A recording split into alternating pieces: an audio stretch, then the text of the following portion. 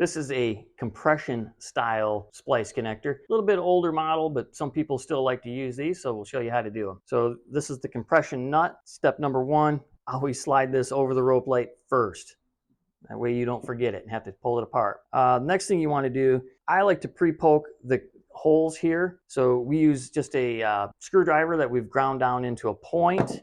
Some glasses to see the holes. They are very small. The main thing here when you're poking these, you want to stay in the middle. You want to see the actual main conductor wire expand around the point of the conductor wire. You don't ever want to go down into the sheathing, strictly because that would be a bad electrical connection.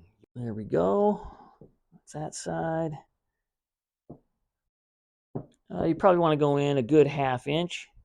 That'll just, by pre-poking these, that'll just help pushing these pins in a little bit easier. All right, so I have my compression fitting on this side here. I can install the splice connector. So be careful when you install the splice connector. Sometimes it does take a little bit of elbow grease. Spread the tabs out. Don't spread them out too far, you'll break them off. Line everything up. At this point, it wouldn't hurt to have something on the end, maybe a glove or a cloth or something, so that you can push this in. Like I said, don't wiggle too much because you'll break off a prong. Now, sometimes, depending on the thickness of your rope light, you can just hand tighten this nut all the way up. And if your rope light's a little bit thicker, it's not that easy to hand tighten, so you may need to use some pliers. In fact, I do. This isn't very loose. So I'm just going to put some pliers on it. At this point, before I did this, if I was using this as an exterior application, I'd want to add a little bit of silicone in there before I did this. Water is always your worst enemy, so anything you can do to protect it against water, by all means. Okay, that's the first side done. Now we're going to stick it in the second side here. Right at this point, I'm going to assume that you know which side of the rope light to install this on, because this is a 30-inch section. It will only work on one end. If I install it on the wrong end, it will not light up. It'll be reverse polarity.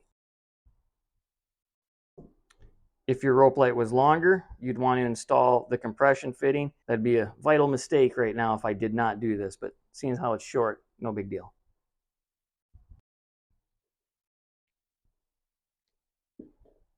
Okay, and because it's short, I got away with doing this. That was a long piece, I would not want to do that. And this side here, the rope light was a little smaller, so I could tighten that right up by hand. Okay, now if I did this right, and I plug it in, this will work. And there we go. We just connected a piece of cool white to a piece of blue, and that's it.